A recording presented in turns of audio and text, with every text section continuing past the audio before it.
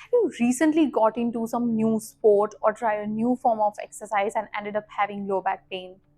Or maybe you were doing some work and got a sudden jerk on your low back near your hip region, and now you are in extreme pain, you cannot move at all.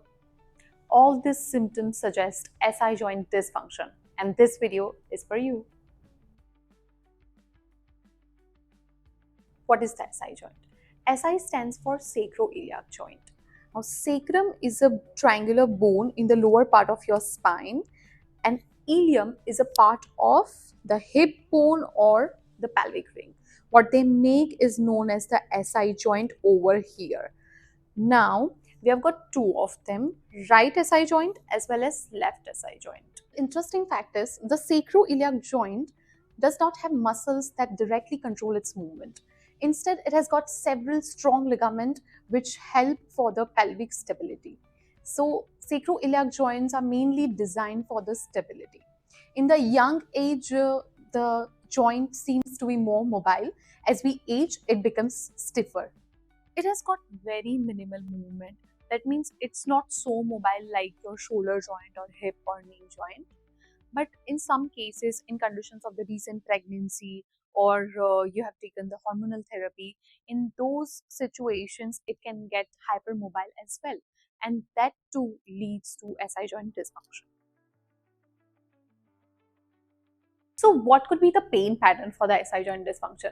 If you are pressing either of the dimples on your low back and you are feeling pain, or maybe your pain is spreading down or radiating over the buttock, or it's going on the front in the groin region, or it could radiate up to back of your thigh, but usually it does not extend below the knee.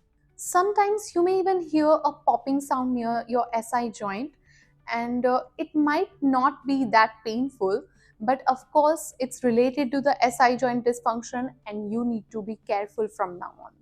The following tests are provocative tests and may reproduce your pain. Please perform them gently and stop immediately if the pain becomes severe. For an accurate diagnosis, consult a qualified healthcare professional. First test is approximation test.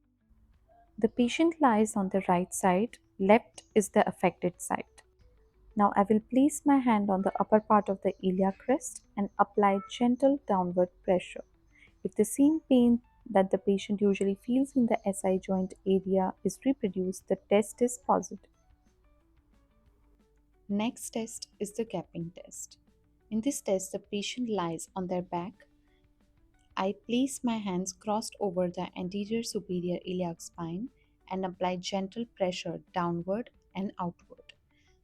This movement creates a gapping or opening force at the SI joint. If the patient feels the same pain in the SI joint region, the test is considered positive.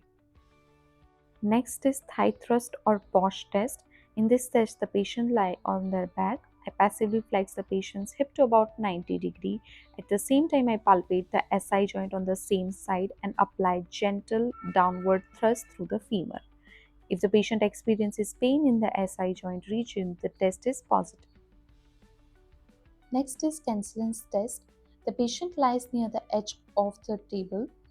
The unaffected hip is flexed toward the chest, while the test leg hangs down off the edge of the couch in extension. If the patient feels pain in the SI joint region, the test is positive.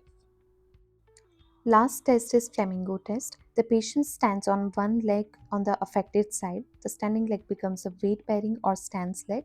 If the patient experiences pain in the SI region of the stance leg, the test is considered positive.